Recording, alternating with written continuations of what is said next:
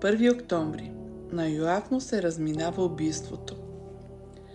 Йоав беше на цялата Израилева войска. 2 царе, 20 глава, 23 стих.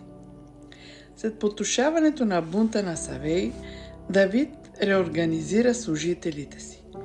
Повечето от постовете си остават същите, но има някои значителни промени. Веная, Йодаевия син, си остава командир на хертеците и фелтеците, които са личните охранители на Давид. Той се е отличил с убиването на 2 свирепи войни по време на битката с Моав. Адорам или Адонирам е направен надзорник над работната сила. Тези работници са на задължителна служба по национални проекти, като построяването на храма. Йосафат, Ахилудовия син, е назначен за летописец. Соева е определен за държавен секретар. Садок и Авиатар запазват местата си като свещеници. Може би най-интересното значение е това на Йоав, който отново става главнокомандващ генерал на Давидовата армия. Нека да отделим малко време да прегледаме неговото пъстро минало. Първо, Йоав е роднина. Той е син на Давидовата сестра Саруия. Отношенията между Йоав и Войчо му са сложни.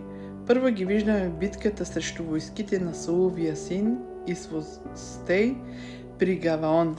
Докато бяга след битката, Авенир, военачалникът на победната армия на Исвостей, убива по-малкия брат на Йоав, Асаил. След като Авенир се предава на Давид, Йоав и брат му Ависей го убиват. Смъртта на Авенир не е просто отмъщение. Йоав се бои, че Давид ще назначи Авенир на неговото място като командир на армията. Давид не прави почти нищо, за да накаже Йоав и Ависей за убийството. Ерусалим е завзет благодарение на смелостта на Йоав и той е възнаграден с поста главен военачалник на Давидовата армия. Следват победоносни войни срещу едомците, сирийците, амонците. При обсадата на Рава, Йоав следва указанията на Давид и улеснява смъртта на Урия.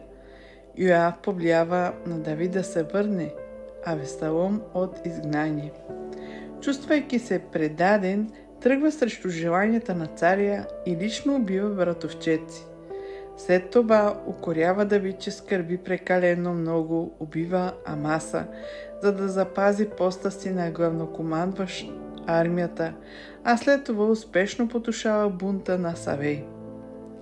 Йоав е смел, безскрупулен, непокорен, безмилостен, отмъстителен и заплаха за престола.